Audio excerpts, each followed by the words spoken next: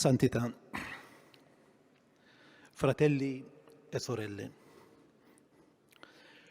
le drammatiche circostanze che la Chiesa e il mondo stanno attraversando ci sfidano ad offrire una lettura della pandemia che aiuti tutti e ciascuno a cogliere in questa tragedia anche l'opportunità di ripensare i nostri stili di vita, le nostre relazioni, l'organizzazione delle nostre società e soprattutto il senso della nostra esistenza.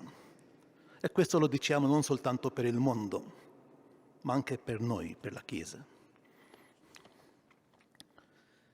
Posta come sacramento, cioè segno strumento dell'intima unione con Dio e dell'unità del genere umano, la Chiesa è chiamata per aprire cammini, anzi, a mettersi lei stessa in cammino. Per il Nuovo Testamento la condizione dei cristiani è quella dei pellegrini, i quali vivono nel mondo come stranieri, ben sapendo che la pienezza la potremo raggiungere soltanto nel regno di Dio. Ancora una volta, all'inizio di un nuovo millennio, lo Spirito sembra dirci che dobbiamo tornare ad essere quelli della via.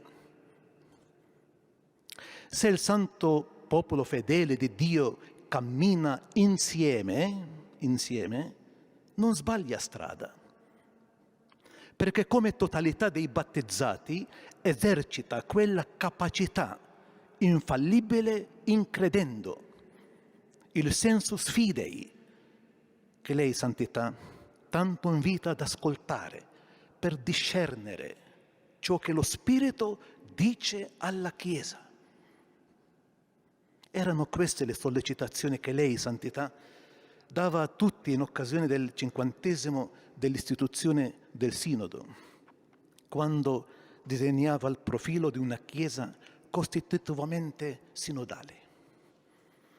Una Chiesa sinodale è una Chiesa dell'ascolto, l'ascolto reciproco come ascolto dello Spirito è forse la forma più vera di realizzare quel pensiero aperto, cioè incompleto, sempre aperto al maius di Dio e della verità, sempre in sviluppo, che lei, Santità, sottolinea volentieri come disposizione del buon filosofo, del buon teologo, ma anche del buon vescovo. Non si tratta di alcun modo di relativismo, piuttosto si coglie qui il dinamismo stesso della tradizione, in forza della quale la Chiesa tende verso la pienezza della verità divina, finché in essa giungano a compimento le parole di Dio. Dentro questo dinamismo si chiarisce il profilo della Chiesa sinodale, della sinodalità, come forma e stile della Chiesa. E questa è la visione che lei, Santo Padre, ci propone con forza.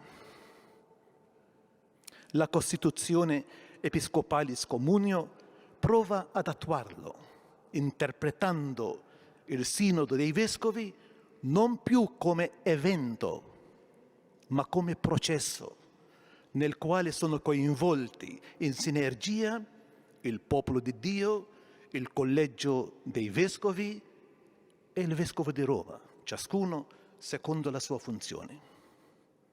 Sottolineo il ruolo irrinunciabile che in questo processo ricopre il popolo di Dio.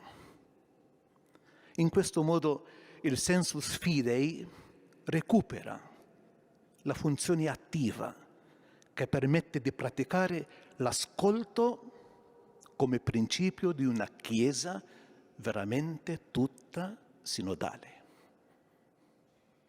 La sinodalità immette tutti i livelli di vita e missione della Chiesa in una dinamica di circolarità feconda. Le chiese particolari, le province, regioni ecclesiastiche, la Chiesa universale in cui anche noi, il Collegio dei Cardinali, offre la sua parte, sono inserite in quel processo sinodale che manifesta un dinamismo di comunione che ispira tutte le decisioni ecclesiali. È questa la base del compito che insieme siamo chiamati a svolgere e al cui servizio si pone la segreteria del Sinodo. Essa può collaborare a rendere più facili i passaggi tra i livelli di esercizio della sinodalità. Il suo primo contributo è proprio quello dell'ascolto. Ho già scritto a tutti i vescovi, offrendo la nostra disponibilità, e molti ci hanno confermato l'importanza del reciproco ascolto. Ma desidero che la segreteria possa fare di più, ad esempio sostenendo i vescovi e le conferenze episcopali nella maturazione di uno stile sinodale, senza interferire, ma accompagnando i processi in atto ai diversi livelli della vita ecclesiale.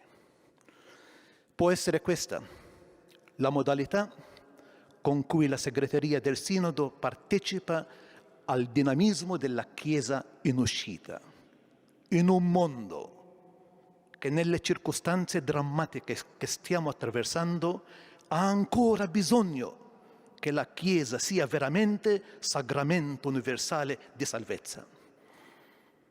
A sostenerci è la speranza, dono dello Spirito Santo per i tempi difficili. Charles Péguy la immaginava come una bambina da niente, la più piccola delle sorelle, tra la fede, paragonata a una sposa, e la carità, vista come una madre. E concludeva: il popolo cristiano non fa attenzione che alle due sorelle grandi, la prima e l'ultima, cieche che sono, a non vedere che invece è lei nel mezzo a tirarsi dietro le due sorelle grandi. Non lasciamoci rubare la speranza.